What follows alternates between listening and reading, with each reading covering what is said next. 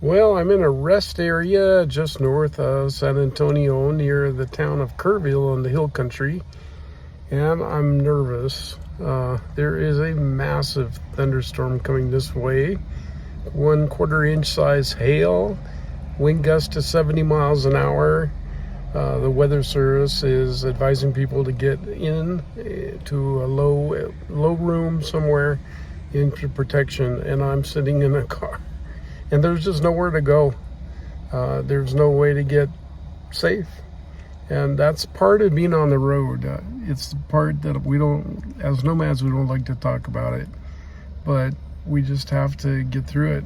My hat says solar bill, but I don't want to become a solar connection via lightning.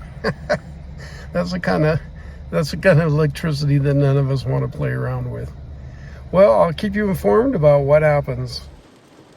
This is the fourth major storm I've suffered through in 4 weeks while visiting the Gulf Coast of Texas.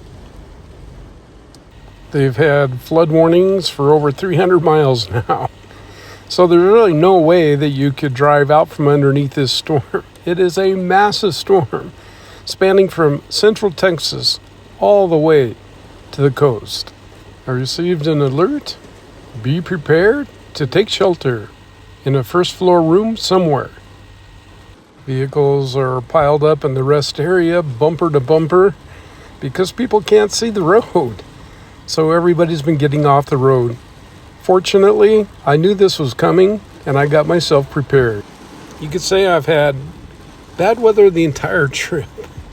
I left Colorado in a blizzard, and it was a hell of a blizzard.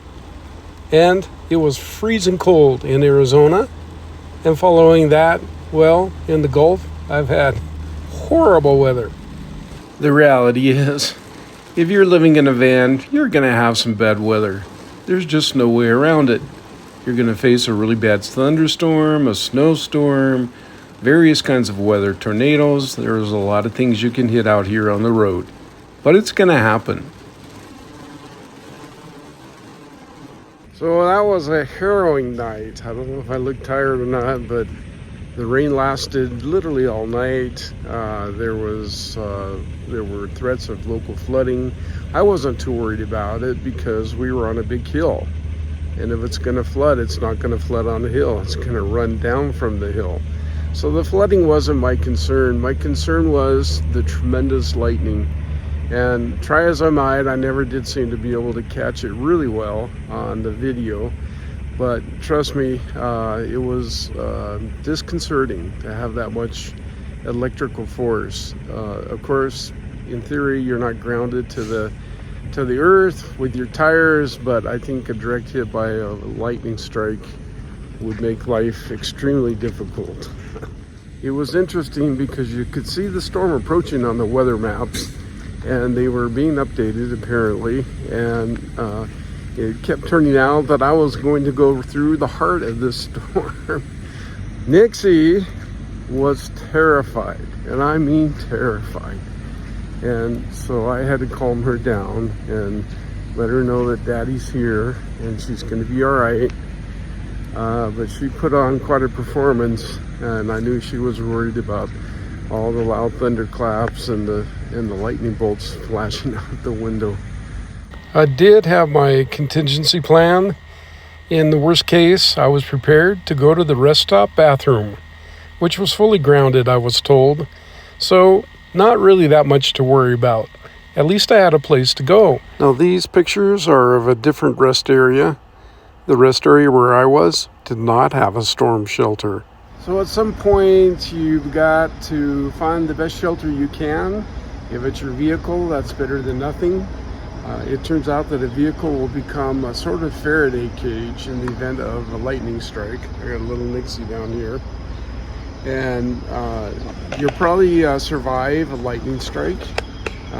The worst thing you can do is go out in the middle of the storm seeking more shelter. So hunker down, find your best place, hunker down, and stay put. That's what the common sense advice was to me. Although I had some friends that were suggesting I try to outrun the storm or change locations in the middle of the storm, and while they probably meant well, it wasn't very good advice. The best thing to do, get off the road, be safe, and I'm sure you'll do well. Happy travels.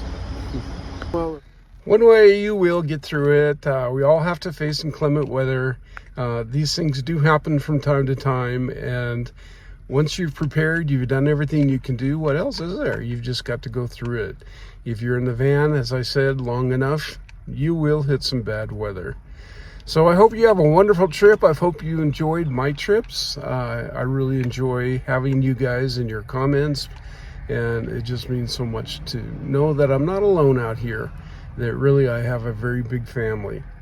So I wish you the very best. This is Traveling Timothy. We'll see you soon on the road. Bye-bye.